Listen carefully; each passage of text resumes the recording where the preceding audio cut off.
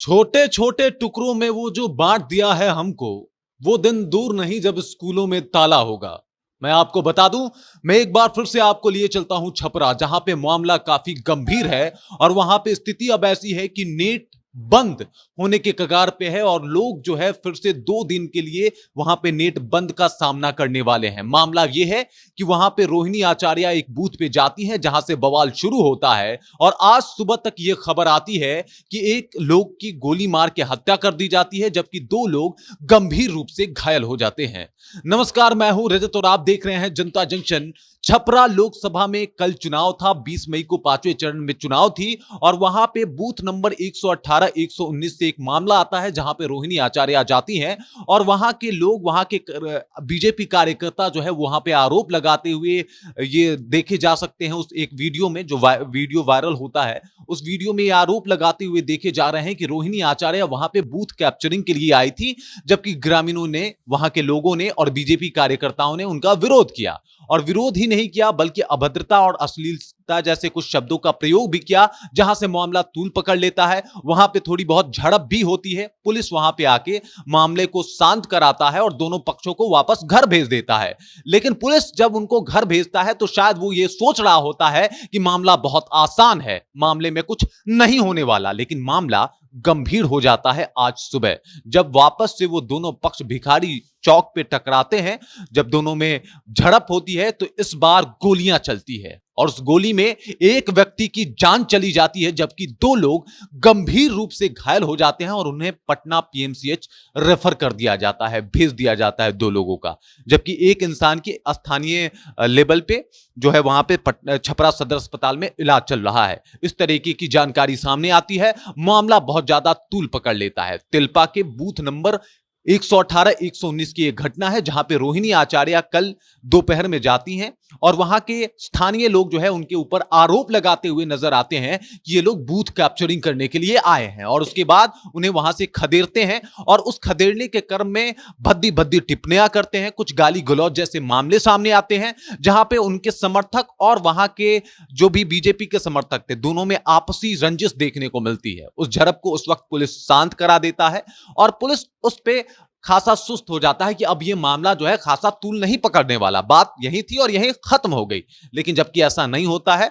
मैं आपको बता दूं, तिलपा का वो क्षेत्र जो है वो यादव बहुल क्षेत्र माना जाता है। वहां पे राजपूतों की भी संख्या खासा मानी जाती है और इन 2 गुटों में जब खूब जम के बहसबाजी होती है, कुछ मामला आता है कि पत्थरबाजी भी होती है। उसके बाद जब आज सुबह ये दोनों गुट आपस में टकराते हैं तो गोलियां चलती है और गोलियां ऐसे चलती है कि एक इंसान की मौत हो जाती है, जबकि 2 लोग घायल हो जाते हैं। पटना पीएमसीएच में उन्हें भेज दिया जाता है। मामले में अब जो है वो पुलिस जो है वो थोड़ी सी फुर्ती दिखाती है और तुरंत तुरंत 2 लोगों को गिरफ्तार कर लेती है। जबकि मैं आपको बता दूं, एक इंसान की गिरफ्तारी कल ही हो गई थी जब मामला रोहिणी आचार्य के साथ बिगड़ा था। उसी वक्त एक इंसान की गिरफ्तारी हुई थी, लेकिन अभी तक इस मामले में 2 गिरफ्तारी हो गई है।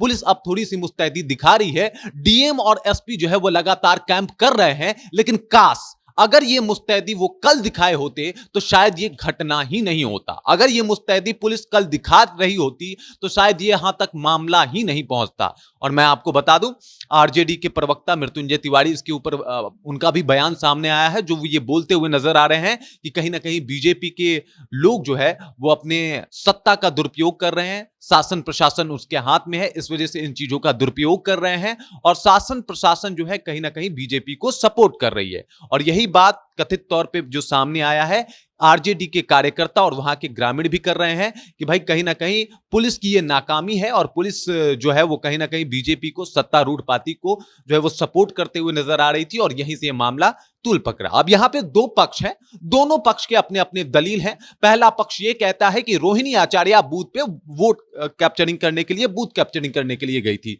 जबकि दूसरा पक्ष सेम बात कहता है कि भाई सत्तारूढ़ पार्टियां जो है वो बूथ कैप्चरिंग करने वाली है। मैं आपको बता दूं, लालू यादव की लाडली बेटी है रोहिणी आचार्य, जो सारण से चुनाव लड़ रही हैं और अब मामला तूल पकड़ रहा है। अब आप इस बात को बहुत अच्छे से समझ सकते हैं कि छपरा की स्थिति खासा ठीक नहीं है। वहां पे जो घंटों के दर से जो है, घंटा दर घंटा जो है स्थिति और माहौल बिगड़ने के आसार ज्यादा बढ़ते जा रहे हैं। और इसी को लेकर प्रशासन ने आनन फानन में वहां पे नेट बंद करने की पूर्णतः 2 दिनों के लिए घोषणा कर दी है। और चूंकि अब ये लोग, वहां के स्थानीय लोगों से जब बात हुआ तो ये बात भी सामने आया, कुछ लोग वहां पे ये बात करते हुए नजर आए कि भाई वो लालू यादव की बेटी है, मामला यहां पे थमने वाला नहीं है, उनके साथ अभद्रता हुआ है, इसका बदला जरूर लिया जाएगा। लेकिन मैं जहां तक समझता हूं कि बदला और बदलाव में बहुत ज्यादा का फर्क नहीं होता है, और इसके ऊपर प्रशासन को मुस्तैदी जो है वो लगानी चाहिए, मुस्तैदी के साथ काम करना चाहिए, और कहीं ना कहीं इस मामले को यहीं पे रोकना चाहिए, क्योंकि बवाल बढ़ने के आसार ज्यादा नजर आ रहे हैं छपरा में। और स्थिति की गंभीरता को समझते हुए अभी तो वहां के एसीपी और डीएम जो है अपने हाथों में बागडोर ले लिया है। अब मामला क्या होता है, जो भी आगे अपडेट आएगा हम आप तक पहुंचाएंगे। बाकी स्थिति यही है, अभी नेट बंद है, 3 लोग हिरासत में हैं, और रोहिणी आचार्य के ऊपर वो टिप्पणी वाला जो वीडियो है लगातार वायरल हो रहा है, इसी को लेकर नेट बंद कर दिया गया है। 2 पक्ष हैं, दोनों की अपनी अपनी बातें हैं, और उन दोनों बातों से मैंने आपको रूबरू कराया। बाकी इसके बारे में आप क्या सोचते हैं, आपके जहन में क्या कुछ चल रहा है, मामले के बारे में आप तक कौन सी जानकारी पहुंची है, इस बात को आप कमेंट सेक्शन के माध्यम से हम तक जरूर वो जानकारी पहुंचा सकते हैं। बाकी आप देख रहे हैं जनता जंक्शन, और मेरा नाम रजत है।